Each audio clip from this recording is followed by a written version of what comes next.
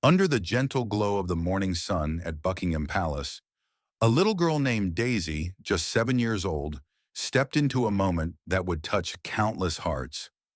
Daisy wasn't like the other children snapping photos or tugging at their parents' sleeves. She was a fragile warrior battling cancer, her bald head snugly covered by a bright knitted beanie. Despite her pale complexion and the tiredness etched into her small frame, her eyes sparkled with a wonder that no illness could dim. For weeks, she had dreamed of this day, her biggest wish to meet a royal guard, a figure she'd studied in videos and books with the fervor of a child on a mission. As she walked between her parents, their careful steps shielding her like a precious gem, her voice rang out over the courtyard. "Look, Mom, he's so tall, and his uniform is so red." That soft exclamation carried a strength that belied her condition, drawing smiles from tourists who quickly softened into looks of quiet concern. Daisy's parents, bearing the weight of love and fear, familiar to anyone who sat in a hospital ward, guided her closer to the guard, Mark Evans. "Not too close now, Daisy," her father cautioned, his hand tightening around hers, but she nodded with solemn joy, reciting what she'd learned. They protect the queen and the palace and stand for hundreds of years of tradition. Her mother later confided to a bystander, "She's been talking about this for weeks. The doctor said we should do it soon, while she still has the strength." In that moment, Daisy's heartfelt wish wasn't just a child's whim. It was a beacon of resilience, illuminating her spirit and setting the stage for an extraordinary encounter that would soon unfold. Mark Evans stood like a statue beneath the soft morning sun at Buckingham Palace, his scarlet tunic adorned with polished brass buttons that caught the light like tiny beacons. With 15 years of service under his belt, including 2 tours in the grueling sands of Afghanistan, he had honed a discipline that was as much a part of him as the rifle he held. At his post, he was a master of stillness, a figure of tradition whose every movement, or lack thereof, was a testament to the centuries-old legacy of the Royal Guard. Yet beneath that ceremonial calm burned a soldier's vigilance, sharpened by years of combat and countless days facing every kind of weather and tourist. Mark's eyes, hidden behind the stoic facade, missed nothing. Every hushed whisper, every shuffling footstep, every subtle shift in the crowd's mood registered in his mind with the precision of a hawk. It was this keen awareness, forged in battle and refined through years of duty, that first drew his attention to a small family threading their way through the throng. The parents moved with a careful grace, as if guarding something irreplaceable, and between them walked a little girl, her frailty stark against the vibrant energy of the courtyard. Mark's training had taught him to stand firm, to embody the unyielding strength of the palace he protected. But his experience had also given him a deeper instinct, one that could sense the quiet courage in that child's step, the unspoken story in her parents' protective grip. For all his dedication to protocol, it was this moment of observation that planted the seed for what would become an unforgettable break from tradition, proving that even the most steadfast guard could be moved by the smallest spark of humanity. In the stillness of a sunlit morning at Buckingham Palace, Mark Evans, a royal guard with 15 years of unblemished service, did the unthinkable. He stepped beyond the rigid boundaries of tradition for a moment of pure compassion. Daisy, a 7-year-old girl weakened by cancer, stood before him, her eyes wide with awe and her small frame trembling with effort as she tried to mimic his soldierly posture. For years, Mark had remained an immovable symbol of duty, his scarlet uniform a shield against the chaos of tourists and weather alike. But as Daisy's soft voice asked for a photo, promising not to break any rules, something shifted deep within him, a tug at the heart he hadn't felt since carrying wounded comrades in Afghanistan. With the precision of a soldier, he turned to face her, the crowd gasping as his boots clicked against the stone. Then in a gesture that defied every regulation he'd ever upheld, he knelt to her level, his towering 6'2" frame meeting her fragile 3-foot height. "Hello, Daisy," he said, his voice gentle yet firm. "I've noticed how perfectly you've been standing at attention." Her astonishment, "You can talk, sir?" melted into wonder as he unpinned a medal from his chest. "This is for exceptional bravery," he told her, fastening it to her pink dress with the care of a formal ceremony. Now you're officially part of the guard. Tears welled in her parents' eyes and the crowd fell silent, witnessing a bond forged not by protocol but by shared humanity.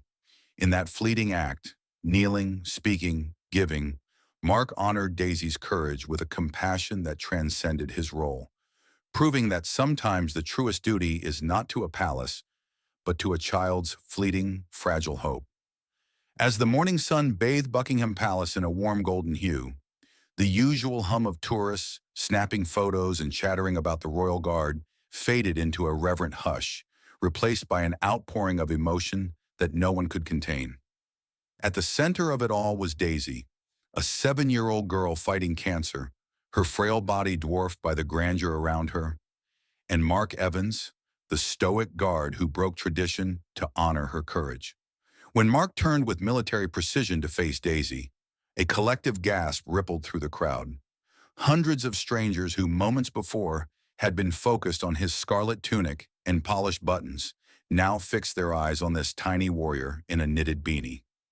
As he knelt to her level, the air grew thick with anticipation, and when he spoke, "Hello, Daisy. I've noticed how perfectly you've been standing at attention." Tears began to glisten in the eyes of those closest to the scene. The moment he unpinned a medal and fastened it to her pink dress, declaring her officially part of the guard, the dam broke.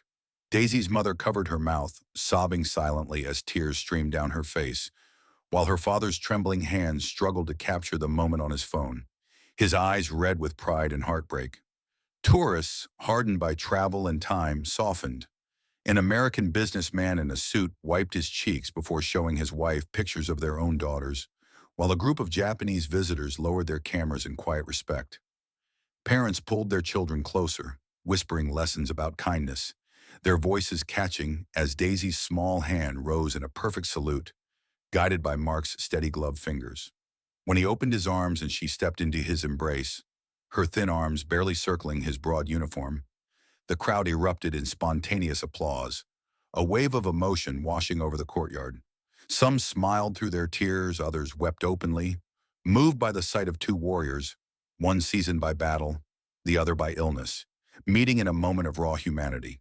Strangers who'd come to see a symbol of tradition left with damp handkerchiefs and a story of compassion they'd carry forever, their tears a testament to the power of Daisy's spirit and Mark's kindness.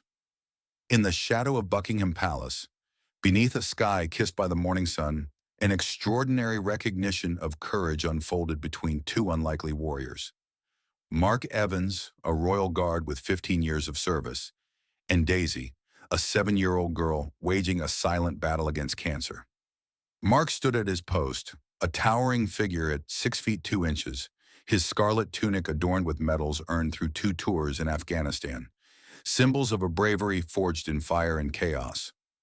Across the courtyard, Daisy approached, her small 3-foot frame fragile yet unyielding, her bald head covered by a bright beanie, a testament to a different kind of fight, one fought in sterile hospital rooms, with needles and hope as her weapons. As she gazed at Mark, her voice pierced the air with innocent admiration. "Look at his medals, Daddy. Do you think he got them for being brave?" Her father, eyes glistening, replied, "I'm sure he did, sweetheart, just like you're brave every day." Her own medal, a pin from her medical team, rested proudly on her jacket, a child's equivalent to the honors Mark wore. When Mark broke his stillness to kneel before her, the moment crystallized their shared valor. "This is for exceptional bravery," he said, pinning one of his own medals to her dress, his voice carrying the weight of a soldier honoring a comrade. Daisy's eyes widened, her trembling fingers brushing the medal as she whispered, "But don't you need it?" His rare smile answered, "I think you've earned it more than I have." Teaching her a salute, he guided her small hand with the precision he'd learned in combat, and when she mirrored it perfectly, the crowd saw not just a guard and a sick child, but 2 souls who'd faced their own wars. Their embrace, her arms barely reaching around his broad chest, sealed a bond beyond age or circumstance, a mutual recognition of resilience that needed no words. Mark's final salute, sharp and formal, wasn't for a tourist but for a fellow fighter, while Daisy stood taller, her medal gleaming, proof that courage knows no battlefield, only the heart that dares to endure. At the heart of Buckingham Palace, where tradition stood as firm as the stone beneath Mark Evans' boots, a royal guard with 15 years of service faced a choice that would redefine duty itself. Mark, a 6'2" sentinel in his scarlet tunic, had spent over a decade embodying the unyielding discipline of the Queen's Guard. 2 tours in Afghanistan and countless days of ceremonial stillness had ingrained in him the weight of every regulation, every protocol that upheld centuries of history. His post was a living monument to order, his stillness a silent promise to protect the palace and its legacy. Yet as Daisy, a 7-year-old girl with cancer, approached with her fragile, 3-foot frame and unwavering spirit, Mark felt a pull stronger than any rule book. Her voice, soft yet clear. "Look how straight he stands, Daddy, just like Nurse Lucy tells me during treatment," echoed her own daily battles, stirring memories of choices he'd made in war, where compassion sometimes trumped orders. When she asked for a photo, promising not to break rules, the crowd held its breath, sensing the gravity of the moment. Then, with the precision of a soldier, Mark turned, knelt, and spoke. "Hello, Daisy." The gasp from the onlookers marked the breach of tradition, but what followed transcended it. He pinned a medal to her dress, declaring her part of the guard, and taught her a salute, his gloved hand guiding hers. This wasn't mere sentiment. It was a deliberate act of humanity, born from a deeper calling that had drawn him to serve in the first place, to protect not just palaces, but the vulnerable, the brave. As he embraced her, her small arms stretching around his broad uniform, Mark showed that true guardianship sometimes demands bending the rules, not breaking them, for a greater good. The crowd's tears and Daisy's gleaming medal testified to this truth. While tradition holds power, it's the heart's instinct to uplift, like honoring a child's courage over ceremonial rigidity, that reveals the soul of duty. Mark returned to his post, boots clicking, but the warmth in his eyes lingered, a quiet reminder that humanity, not protocol, often guides us when it matters most. As the late morning sun climbed higher over Buckingham Palace, casting golden reflections off Mark Evans' polished buttons, a fleeting moment between a royal guard and a 7-year-old girl named Daisy became a memory etched into the hearts of all who witnessed it. Daisy, her small 3-foot frame, weakened by cancer yet radiant with joy, had fulfilled her dream of meeting a guard. Her pink dress now adorned with a medal Mark had pinned there, a symbol of her bravery that gleamed brighter than her illness could dim. Mark, a 6'2" veteran of 15 years, had stepped beyond his ceremonial stillness to kneel, speak, and salute her, his actions rippling through the crowd like a stone dropped in the still water. When he returned to his post, boots clicking with precision, his eyes carried a new warmth, a subtle shift from the stoic guard he'd been moments before. For Daisy and her parents, the moment was a gift beyond measure. Her mother's whispered, "Thank you," and her father's tearful, "This is more than we ever imagined," spoke of a joy that briefly lifted the weight of her prognosis. As they moved back through the crowd, tourists parted like a gentle tide, their hands reaching out to touch Daisy's shoulder, their voices offering soft encouragement. "God bless you. You're so strong." The medal pinned with care caught the sunlight, a tangible reminder of her place among the guard, a title Mark had bestowed with a soldier's honor. For those watching, it was no longer just about the palace or its traditions. It was about a child's resilience and a guard's kindness, a story they'd recount to friends and family for years. Mark resumed his duty, rifle in hand, but the courtyard felt different, transformed by a connection that proved courage and compassion could outshine protocol. Daisy's final salute, small hand raised with effort, mirrored Mark's own, sealing a bond that lingered in the air long after she'd gone. This wasn't just a morning at the palace. It was a lasting testament to the power of human connection, a memory that would endure as a beacon of hope, showing that true guardians protect not just places, but the fleeting, fragile moments that define us. The story of Mark Evans and Daisy offers timeless lessons that resonate deeply as we navigate the later chapters of life. One powerful message is the courage found in vulnerability. Daisy, frail yet radiant, reminds us that strength isn't measured by physical might, but by the spirit's resolve, a truth many of us have learned through our own trials. Mark's choice to break tradition teaches that compassion often outweighs rigid rules. In our years, we've seen how a kind gesture, a call to a friend, a hand extended to a stranger, can heal more than protocol ever could.